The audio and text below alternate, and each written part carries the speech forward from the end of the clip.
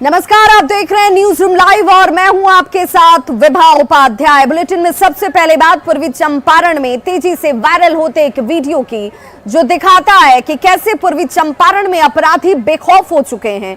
कानून का जरा भी उन्हें खौफ नहीं है, क्योंकि डांसर डांस एक तरफ करती हुई नजर आती है और इसी दौरान एक शख्स स्टेज पर ताबड़तोड़ फायरिंग करता हुआ दिख रहा होगा। डांस के बीच फायरिंग की ये तस्वीरें बताई जाती हैं कि जन्मदिन की खुशी में डांसर्स का डांस यहां चल रहा था और फायरिंग इसी दौरान की जाती है और ये शख्स आपको हाथों में बंदूक लिए हुए नजर आ रहा होगा। समाज में धौंस जमाने के लिए अपराधी और अपराधी किस्म के लोगों की ये करतूतें वीडियो के जरिए बार बार सामने आती हैं। 5 सेकंड के इस वायरल वीडियो में डांसर्स के साथ डांस के बीच एक युवक पिस्टल से फायरिंग करता हुआ दिख रहा है। हालांकि ये वीडियो जिसे आप इस वक्त टीवी स्क्रीन पर देख रहे हैं, न्यूज़ 18 इस वीडियो की पुष्टि नहीं करता, लेकिन बताया जाता है कि 8 नवंबर का ये वीडियो, जिस दौरान समारोह में बर्थडे पार्टी का आयोजन और इसी दौरान ये तस्वीर सामने आई। कुंडवा चैनपुर थाना के हीरापुर गांव की ये वीडियो बचाई जाती है, जहां पर 7 नवंबर को पंचायत के पूर्व मुखिया ललन शर्मा के पौत्र का जन्मदिन था और जन्मदिन की खुशी में ही यहां पर 8 नवंबर को डांसर्स को बुलाया जाता है। जब पूर्व मुखिया के बेटे ने खुशी का इजहार करते हुए पिस्टल निकाला और दे दनादन फायरिंग की जाती है। ये तस्वीरें इस वक्त आपके टीवी स्क्रीन पर भी, हालांकि इस वायरल वीडियो की पुष्टि न्यूज़ 18 नहीं करता।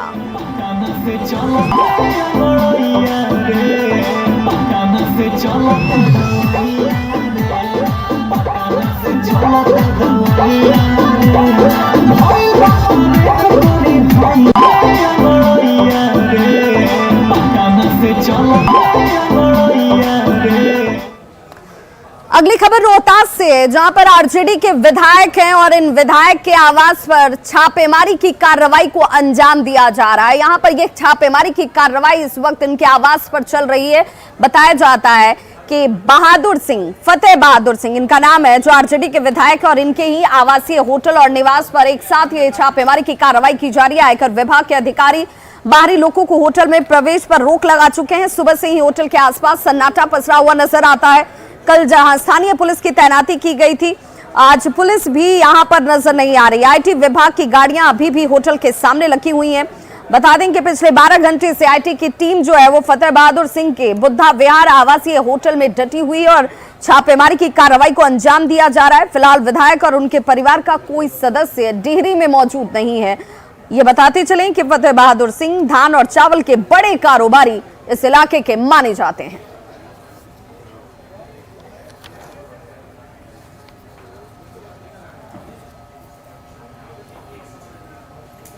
और अगली बड़ी खबर कोयलांचल धनबाद से, जहां पर एक बार फिर से चाल धंसने की घटना सामने आई है और गोफ यहां पर बन गया। बताया जा रहा है कि फिलहाल ईसीएल प्रबंधन की तरफ से सबसे पहले प्राथमिकता के तौर पर इस गोफ को भरने की कार्रवाई की जा रही है। 20 से 25 लोग धंसे हैं, इसकी आशंका भी इस वक्त जाहिर की जा रही है। ईसीएल मुकमा के कापासारा की यह बड़ी घटना, जहां पर अवैध कोयला खनन के दौरान ये चाल जो है वो धंस जाती है। 100 मीटर में भू धसान की आशंका जाहिर की जा रही है। गौड़ा जाने वाले रास्ते में भी इस धसान की वजह से दरार आ चुकी है और गोफ भरने में फिलहाल कोयलरी प्रबंधन जो है वो जुटा हुआ है। बताया जा रहा है कि 25 से 30 की संख्या मजदूरों की आशंका के तौर पर जाहिर की जा रही है, जो इस वक्त इस धसान की जद में आया है। फंसे होने की आशंका जाहिर की जा रही है। हालांकि अवैध रूप से कोयले का खनन चल रहा था और इसी वजह से कोई परिजन सामने आकर कुछ भी कहने को तैयार नहीं है। लेकिन फिलहाल ईसीएल प्रबंधन की तरफ से जो गोफ बने हुए हैं उसे भरने की कार्रवाई की जा रही है। हादसे के 2.5 घंटे के बाद पुलिस यहां पर पहुंची। इसे लेकर के भी सवाल उठने लगे हैं, क्योंकि इस इलाके के लोगों का ये कहना है कि यहां पर अवैध रूप से कोयले का जो खनन किया जाता है उसमें पुलिस की मिलीभगत होती है, इसके लिए रकम वसूली जाती है और यही वजह है कि इसे लेकर पुलिस जो है वो बहुत ज्यादा सक्रिय नजर नहीं आती। देर से यहां पर पुलिस की टीम पहुंची। हालांकि अब इस गोफ को भरने का काम शुरू किया जा रहा है, लोगों को रेस्क्यू करने का काम शुरू किया जा रहा है। कापासाड़ा आउटसोर्सिंग में आज जो चाल धंसने की घटना घटी, जिसमें काफ़ी लोग उसमें दबे होने की जो सूचना है, ये काफ़ी दुखद घटना है। जब जब क्षेत्र में अवैध कोयला लेने का भट्ठा चालू होता है तब इस तरह का घटना, चाल धंसने की जो घटना है वो सामने आती है। मुजफ्फरपुर के बरियारपुर की सुनीता देवी जीना चाहती हैं, लेकिन वो जिएंगी कैसे, ये बड़ा सवाल इस वक्त बना हुआ है। झोला छाप डॉक्टर के शिकार बनी सुनीता देवी, जिनके दोनों ही किडनियों को झोला छाप डॉक्टर पवन कुमार ने निकाल लिया और अब वो डायलिसिस के सहारे एक एक दिन काट रही हैं। फिलहाल सुनीता एसकेएमसीएच में डायलिसिस पर जीवित हैं, लेकिन वो कितने दिनों तक इस तरह से जीवित रहेंगी, ये सवाल सभी के मन में है। नामुम्मीदी के बीच बताया जा रहा है कि सुनीता को एक उम्मीद की आखिरी किरण दिखाई दे रही है। आरोपी झोला छाप डॉक्टर पवन को पुलिस ने गिरफ्तार कर जेल भेज दिया है। सुनीता ने यह मांग की है कि उसे आरोपी डॉक्टर पवन कुमार या उसकी पत्नी की ही किडनी जो है वो लगाई जाए। उसने सरकार और प्रशासन से पवन कुमार या उसकी नर्स पत्नी की किडनी दिए जाने की मांग की है। तबीयत ठीक है, थोड़ा बहुत तबीयत खराब है। हमरा सुने डॉक्टर पकड़ाया है पवन कुमार को, उससे हमको किडनी को दिवा दीजिए। ये छोटा छोटा बच्चा हम जिए, बच्चा सके थे। सब सरकार लोग को कह रहे हैं, प्रशासन लोग को कह रहे हैं, जब हमको पकड़ाया है उसको किडनी चाहिए, उनको किडनी निकला है, उसको किडनी चाहिए। तो सुनीता देवी की ये सीधी मांग है कि किडनी उनकी दोनों निकाल ली गई और अब उसके एवज में उसे रकम नहीं चाहिए, उसे कोई और डोनर नहीं चाहिए, उसे पवन कुमार जो झोला छाप डॉक्टर है जिसकी तरफ से इस तरह की करतूत की गई, उसकी या उसकी पत्नी की ही किडनी लगाई जाए और किडनी के बदले अब वो किडनी की मांग कर रही है। आपको बताते चलें कि उसके दोनों ही किडनियों को झोला छाप डॉक्टर पवन कुमार ने निकाल लिया था, जिसके बाद अब वो जिंदगी और मौत के बीच झूल रही है। डायलिसिस के सहारे वो इस वक्त एक एक दिन गुजार रही है। पवन नर्सिंग होम का संचालक पवन कुमार हालांकि अब इस वक्त जेल में है और उसी में उसकी पत्नी नर्स के तौर पर काम करती है। ऐसे में दोनों में से किसी एक की ही किडनी दी जाए, ये मांग इस वक्त सुनीता देवी जो पीड़ित हैं उनकी तरफ से की जा रही है। सेट हो जाएगा, उनको पत्नी वाला सेट हो जाएगा। किनका? पवन कुमार जो सुल्तान क्लिनिक का संचालक है, उससे किडनी आप मांग रहे हैं? हाँ, उनसे मांग रहे हैं। अच्छा, नर्स कौन है? जनानी है। पवन कुमार जो डॉक्टर है जी, उसको पत्नी है नर्स। अच्छा, हाँ, किडनी चलाते हैं। वही तो आज 1 लाख का बीमारी है। नहीं, हमारा उनसे पहले किडनी चाहिए, हमको पहले जीवित कराइए, उसके बाद जो होगा तो। हमको बच्चा जरूर है, 3 महीना बच्चा वेट नहीं होता है। छोटा छोटा बच्चा है, बच्चा सबके लेके डंडा में घर पे रहते, हम यहाँ बच्चा सब कहाँ पे रहते। एयर क्वालिटी इंडेक्स जिसे लेकर लगातार गंभीर सवाल खड़े हो रहे हैं। बिहार की हवा दूषित हो चुकी है और उसी कड़ी में अगर हम बात कटिहार की करें तो यहाँ पर भी जो हवा लोग सांस के तौर पर ले रहे हैं वो जहरीली है और यही वजह है कि इसे लेकर अब प्रशासन की तरफ से गंभीरता बढ़ती जानी शुरू कर दी गई है। कटिहार के अगर एयर क्वालिटी इंडेक्स की बात करें तो यहाँ पर हालात और ज्यादा चिंताजनक है। जो जहर वाली स्थिति है उसके पीछे लगातार जिले में चल रहे बड़े पैमाने पर निर्माण कार्य को बताया जा रहा है कि ये वो वजह है जिसकी वजह से हालात ज्यादा खराब हैं और ऐसे में लोगों की तरफ से क्या एहतियात बरती जानी चाहिए ये बहुत महत्वपूर्ण हो जाता है। और सड़कों पर पानी का छिड़काव करवाया जा रहा है। हालांकि इन तमाम कदमों के साथ लोगों को थोड़ी बहुत राहत जरूर मिल रही है, लेकिन लोग ये चाहते हैं कि सिर्फ पानी का छिड़काव कलेक्ट्रेट कोर्ट कैंपस के आसपास तक ही सीमित न रहे, उनके इलाकों में दूर दराज तक भी हो, ताकि डस्ट से जो लोगों को सांस संबंधी परेशानी हो रही है वो उन्हें ना हो। ज्यादा जानकारी दे रहे हैं संवाददाता सुब्रत गुहा। गाँव में जहर वाला स्थिति को लेकर कटिहार जिला प्रशासन अब पूरी तरह गंभीर दिख रहा है। बताते चले कटिहार में जो एयर इंडेक्स गड़बड़ हुआ था उसका एक बड़ी वजह यह बताया गया था, जो निर्माण कार्य चल रहा है उससे जो धूल उड़ रहा है उसी को लेकर कटिहार में हवा में जहर वाली स्थिति हुआ है और इसको लेकर अब प्रशासन गंभीर है। आप देख सकते हैं इस तरह से जो शहर के मुख्य मार्ग पर पानी का छिड़काव किया जा रहा है ताकि पानी के छिड़काव से जो धूल है वो हवा में ना जाए और इससे जो एयर इंडेक्स की जो गड़बड़ी वाली स्थिति है उस पर अंकुश लगाया जाए। देखिए, ये तो बहुत ही अच्छा सराहनीय कार्य हो रहा है। पानी का छिड़काव होने से ये वातावरण भी थोड़ा पानी, ये धूल कण भी ये आपका उड़ने से बचता है है ना, तो हम लोग जो सांस लेते हैं, सांस में धूलकण नहीं जा पाता है। इससे बहुत ही अच्छा कार्य हो रहा है। ये कटिहार शहर का महत्वपूर्ण इलाका है और कटिहार जिला प्रशासन की तरफ से ये जो पहल किया जा रहा है ये काबिले तारीफ है और इस तरह के पहल से ही जो हवा में जहर वाली स्थिति है उससे निजात पाया जा सकता है। सुब्रत, न्यूज़ 18 कटिहार। और अब बात राजधानी पटना की कर लेते हैं, जहां पर अतिक्रमण हटाने को लेकर एक अभियान चलाया जा रहा है। प्रमंडलीय आयुक्त के निर्देश पर यह अभियान इस वक्त पटना के तमाम इलाकों में शुरू किया जाएगा। लेकिन इस वक्त जो तस्वीरें हम आपको दिखाने जा रहे हैं ये वीरचंद पटेल मार्ग की तस्वीर है, जहां पर अवैध रूप से जिन दुकानों का निर्माण किया गया था उससे जेसीबी के जरिए ध्वस्त किया जा रहा है, हटाया जा रहा है। और इसे लेकर दुकानदारों को और यहां पर दुकान सजाने वाले लोगों को जानकारी पहले से दी गई थी। हालांकि इस इलाके का जायजा लिया हमारे सहयोगी रजनीश कुमार ने और उन्होंने क्या पाया है आप भी देखिए। राजधानी पटना में अतिक्रमण के खिलाफ लगातार अभियान जारी है। आज वीरचंद पटेल मार्ग में देख सकते हैं अतिक्रमण खाली कराया जा रहा है। जेसीबी के जरिए जो भी अवैध रूप से दुकानें लगी थी उसे उजाड़ा जा रहा है और जो ठेले रिक्शे हैं जो यहाँ पर लगे हुए थे उसे भी जब्त कर लिया गया है। और तमाम जो पुलिसकर्मी हैं यहाँ मौजूद हैं। देखिए इस वक्त आपकी जो दुकानें हैं यहाँ पर उसे किस तरह से हटाया गया है, उसके बाद यहाँ से इसे सुरक्षित स्थानों पर रखा जाएगा। कुल मिलाकर ये कहें कि लगातार अभी पिछले 4 दिनों से जिला प्रशासन और प्रमंडलीय आयुक्त के निर्देश पर जो अतिक्रमण अभियान है वो जारी है। और निश्चित रूप से राजधानी पटना के बोरिंग रोड इलाका हो, बेली रोड, वीरचंद पटेल मार्ग, तमाम इलाकों में अलग अलग जेसीबी मशीनें जो है लगाई गई है और बड़ी संख्या में मजिस्ट्रेट हों, पुलिस बल हैं, उनकी प्रतिनियुक्ति की गई है जो लगातार देख सकते हैं अभियान चला रहे हैं। और इस वक्त वीरचंद पटेल मार्ग में तमाम जो सड़कों पर लगे हुए जो दुकान हैं या फिर झुग्गी झोपड़ी है उसे उजाड़ा जा रहा है। जिस तरह से लगातार शहर में जाम की समस्या बनी हुई थी और लोग परेशान रहते थे, तो निश्चित रूप से जिला प्रशासन ने कोशिश की है अभी कि अतिक्रमण हटाया जाए। और ये चेतावनी भी दी गई है कि जो भी अतिक्रमण हटाया जाएगा अगर उसके बाद दुकानें सजती है या अवैध रूप से अतिक्रमण होता है तो उसके बाद सामान की जब्ती होगी और बड़ी कार्रवाई होगी। तो दोनों तरफ देख रहे हैं आपकी मजमा यहाँ पर लगा हुआ है, क्योंकि यहाँ पर सैकड़ों लोग जो है दुकान लगाए हुए थे और सभी दुकानें जो है खाली कराई जा रही है।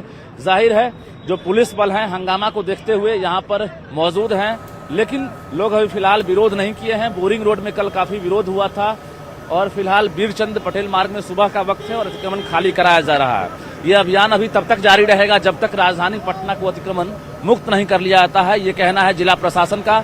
और पुलिस बल, मजिस्ट्रेट जो है तमाम इलाकों में लगातार कैंप कर रहे हैं ताकि जो अतिक्रमण हटाने के बाद अगर दुकानें लगती है तो उनके खिलाफ भी कठोर कार्रवाई हो सके। कैमरामैन दीपक के साथ रजनीश कुमार, न्यूज़ 18 पटना।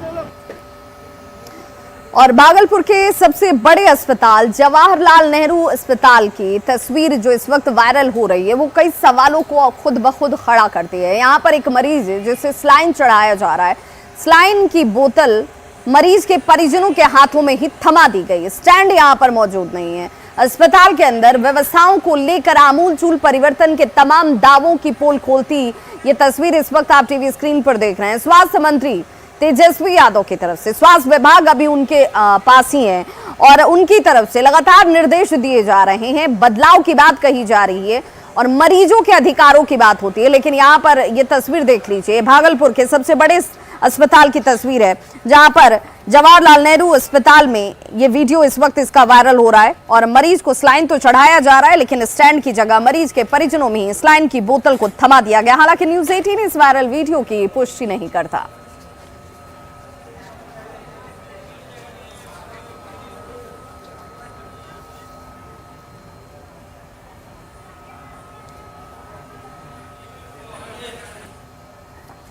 और अगली खबर न्यूज़ 18 के खबर के असर की, तो नवादा में न्यूज़ 18 की खबर का बड़ा असर हुआ है जहां पर खाद्य वितरण को लेकर अनियमितता बढ़ती जा रही थी, किसानों का गुस्सा फूट रहा था और इसी खबर को न्यूज़ 18 ने प्रमुखता से दिखाया, जिसके बाद व्यवस्थाओं को दुरुस्त किया गया है। अब यहां पर पहुंचने वाले खाद्य वितरण केंद्र पर जिला प्रशासन की तरफ से विशेष इंतजाम किए गए और जो लोग खाद्य लेने के लिए पहुंच रहे हैं उन्हें सहजता से, सहूलियत और आसानी से यह खाद उपलब्ध हो रही है। यही नहीं, जिला प्रशासन ने खाद वितरण के दौरान अधिकारियों को विस्कोमान में प्रतिनियुक्त भी कर दिया है ताकि अधिकारियों की देखरेख में यहां पर किसानों को खाद वितरण किया जा सके। पुलिस बल की संख्या में भी बढ़ोतरी की गई है ताकि ज्यादा अगर किसानों की संख्या यहां पर होती है तो स्थिति को कंट्रोल में किया जा सके, व्यवस्थाओं को सुनिश्चित किया जा सके।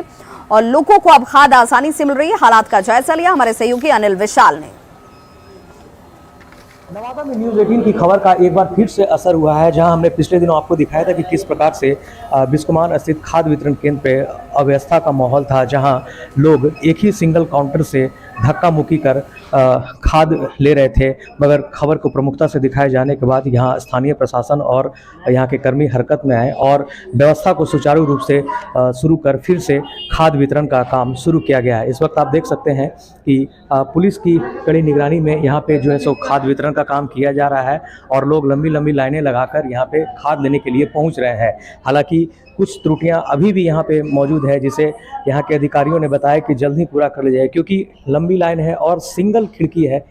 यहाँ पर अभी फिलहाल महज एक ही पॉस मशीन काम कर रही है। अगर खिड़की की संख्या और पॉस मशीन की संख्या यहाँ बढ़ा दी जाए तो जो लंबी लंबी लाइनें हैं उस पर बोझ कमेगा और लोगों को कम समय में यहाँ से खाद वितरण ले सकेंगे।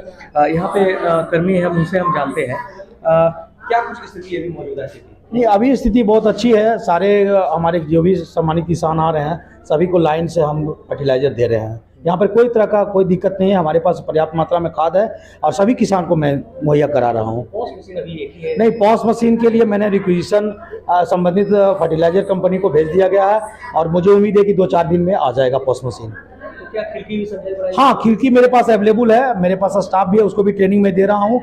और नेक्स्ट टाइम जब भी हमारा आपूर्ति आएगा तो 2 काउंटर चलाएंगे, एक लेडीज चलाएंगे, एक जेंट्स चलाएंगे।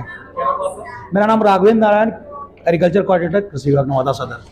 आपने सुना, अधिकारियों का यह कहना है कि जो थोड़ी बहुत जो त्रुटियां जो बची हुई है उसे जल्द से जल्द पूरा कर लिया जाएगा, क्योंकि हमने अपने सामाजिक सरोकार को समझते हुए हमने प्रमुखता से इस खबर को दिखाई थी कि किस प्रकार से खाद लेने के लिए किसानों को जद्दोजहद करना पड़ रहा है और सुबह से शाम लगने के बाद भी उन्हें खाद नहीं मिल पाता है। तो खबर का असर हुआ है और अधिकारियों ने जल्द ही आश्वासन दिया है कि वितरण केंद्र पर पॉस मशीन और खिड़कियों की संख्या जल्द ही बढ़ाई जाएगी। अनिल विशाल, न्यूज़ 18 नवादा। और चलिए अब आपको लिए चलते हैं एनआईटी घाट पटना के, जहां पर रिटायर्ड आईएएस अधिकारी की पाठशाला चल रही है। और ये पाठशाला अपने आप में खास क्यों हो जाती है, क्योंकि सिर्फ यहाँ पर बच्चों के भविष्य को बनाया नहीं जा रहा है, संवारा नहीं जा रहा है, बल्कि उन्हें गुर सिखाए जा रहे हैं, सफलता के मंत्र दिए जा रहे हैं और वो भी फ्री में। यहाँ पर जो रिटायर्ड आईएएस अधिकारी हैं अरुण कुमार, उनकी तरफ से ये पाठशाला सुबह और शाम गंगा के इस अविरल धारा के किनारे चलती है, जहां पर बैठकर ये सभी स्टूडेंट्स प्रतियोगी परीक्षाओं की तैयारी करते हैं। और इन्हीं स्टूडेंट्स में 15 ऐसे स्टूडेंट हैं जिन्होंने बीपीएससी पीटी की परीक्षा उत्तीर्ण कर ली है और अब वो मेंस की तैयारी कर रहे हैं। हमारे सहयोगी रजनीश कुमार ने जायजा लिया है, जरा सुनिए क्या कह रहे हैं रिटायर्ड आईएएस अधिकारी भी और स्टूडेंट उनके। खुद में एक चिंगारी नहीं बल्कि एक ज्वाला है, ये बात तुझे खुद को बतानी है। ये एहसास करा रहे हैं, ये कोशिश कर रहे हैं रिटायर्ड आईएएस अरुण कुमार, जो सुबह शाम एनआईटी घाट यानी गंगा घाट पर आईएएस की पाठशाला चलाते हैं। देखिए, ऐसे यहां पर बीपीएससी और यूपीएससी करने वाले जो दर्जनों युवा हैं तैयारी करने के लिए पहुंचते हैं और सभी के आंखों में अलग अलग सपना है। सपना एक ही है, सफल होना है। तो आगाज काफी बेहतर रहा है। कल ही बीपीएससी का रिजल्ट जारी हुआ है पीटी का, और यहां पर कुल 35 छात्रों में 15 छात्रों ने पीटी पास कर ली है। जाहिर है कहीं ना कहीं सभी के चेहरे पर जो है मुस्कान जो है साफ तौर से देखते हुए बन रही है। जरा कुछ स्टूडेंट्स हमसे बात कर लेते हैं जिन्होंने सफलता हासिल की है। रिजल्ट जारी हुआ है, कैसा रहा रिजल्ट आपका? जी अच्छा रहा, प्रीलिम्स पास कर गई आप? जी जी। तो कितने महीने से यहाँ क्लास कर रही हैं? जून से क्लास कर रहे हैं, इस जून 2022 से। जून से क्लास कर रही है? जी। पहला अटेम्प्ट था? जी जी। कोचिंग की मंडी है पटना में, यहाँ पर ऐसे दर्जनों कोचिंग हैं, हर गली मोहल्ले में कोचिंग है। आप अरुण सर के यहाँ ही क्यों पढ़ने आते हैं? सर मैंने बहुत जगह देखा, फिर मैंने ये पाया कि अरुण सर एक बहुत ही बढ़िया काम कर रहे हैं और टू द पॉइंट पढ़ा रहे हैं। सो मैं सर के पास पिछले 1 महीने से आ रहा हूँ और मेरा लक्ष्य है अगला बीपीएससी देना और यूपीएससी देना। इस बार अच्छे अच्छे मकान हैं और कॉर्पोरेट कोचिंग संस्थान है पटना में, जहां पर एसी की हवा खाने के लिए बच्चे बेताब रहते हैं। खुले आसमान के नीचे गंगा किनारे आप बैठती हैं, सुबह में हवा के झोंके चलते हैं। तो क्या लग रहा है कि आपका बस एम सफल होना है? इस बार सीढ़ी पर बैठकर? हाँ। मतलब क्या कहना चाहती हैं, तपस्या जरूरी है? बहुत पहले से हम लोग सुनते आते हैं, मार्केट में एक मीम बना रहता है कि लोग कहते हैं ना कि क्या करते हो, तो लोग बड़ा मजाक में कहता है कि हम एक बनते हैं, दो लोगों को जोड़ते हैं। तो सर के केस में है ना कि सर आईएएस बने और दो लोगों को आईएएस बनाएंगे और फिर दो लोग कहते हैं कि तुम भी दो लोगों को बनाओ। चेन रिएक्शन टाइप का माहौल हो, चेन रिएक्शन सर जो बना रहे हैं ना, ये तो अद्भुत है ये इस फील्ड में। और आपने एक सवाल किए थे कि बहुत सारे बिल्डिंग है यहाँ, बहुत सारे मकान है, तो मैं आपको एक बात कहना चाहता हूँ, यही धरती है, यही बुद्ध की धरती है। वो कोई मकान में ज्ञान नहीं प्राप्त किए थे, यही महावीर जी जन्म लिए थे, उनके लिए कोई बिल्डिंग नहीं थे। अरुण सर की क्लास यहाँ पर लिखा भी हुआ है, जरा उस तस्वीर को देखिए। गंगा की कलकल बहती धारा और यहाँ पर हवा के झोंके और सीढ़ियों पर बैठकर जो स्टूडेंट्स हैं किस तरह से पढ़ाई करते हैं। अरुण सर जब स्पीच देते हैं तो सभी गौर से सुनते हैं, बस एक ही निशाना है कि बीपीएससी इम्तिहान पास करना है। यानी अभी तो पीटी है, उसके बाद मेंस है, फिर इंटरव्यू साक्षात्कार है। जरा अरुण सर से ही बात कर लेते हैं। सर, ये सोच कहाँ से आई? देखिए, ये तो मेरी सामाजिक सोच बहुत पहले से ही है। और मैं जब 1994 में बीपीएससी निकाला था या यूपीएससी भी निकाला, बच्चों का एक दिखता है कि समर्पण, कि 6 बजे उठ के आना, मतलब उनका एटीट्यूड दिख जाता है। दूसरी बात है कि नेचर में ज्यादा अच्छी पढ़ाई हो जाती है। जब इन्हीं बच्चों को मैं हॉल में पढ़ाता हूँ और ये गंगा घाट पे पढ़ाता हूँ, तो ये बोलते हैं कि सर गंगा घाट पे फ्लो ज्यादा रहता है। तो ये मेरे लिए एक बहुत बड़ा अच्छा रहता है कि यहाँ पर। दूसरी बात यह है कि चूंकि यहाँ मैं न्यूज के साथ ज्यादा जोड़ता हूँ, न्यूज पेपर ही ज्यादा पढ़ाता हूँ। व्यूज ऑन न्यूज कहते हैं, समाचार पे विचार। तो समाचार तो हमेशा बदलता रहता है, तो यहाँ बड़ा अच्छा रहता है कि सुबह सुबह हम लोग उसको पॉलिटी में, इकोनॉमी में, साइंस टेक में, सब में उसको जोड़ते चले जाते हैं। वहाँ से क्वेश्चन बनते चले जाते हैं। कोई पैसा भी आप नहीं लेते हैं? निःशुल्क है। याद आता है कि एक शेर भी है कि अगर तुम चलने के लिए तैयार हो तो निश्चित रूप से मंजिल भी तुम्हारे सामने झुकने के लिए तैयार हो जाएगी। जाहिर है अरुण सर क्लास ले रहे हैं, बच्चे भी बेसब्री से इंतजार कर रहे थे कि ऐसे गुरुजी पाठशाला लगाएं जहां पर निःशुल्क पढ़ाई हो सके और निश्चित रूप से सफलता की इबारत लिखी जा सके। कैमरामैन दीपक के साथ रजनीश कुमार, न्यूज़ 18 पटना।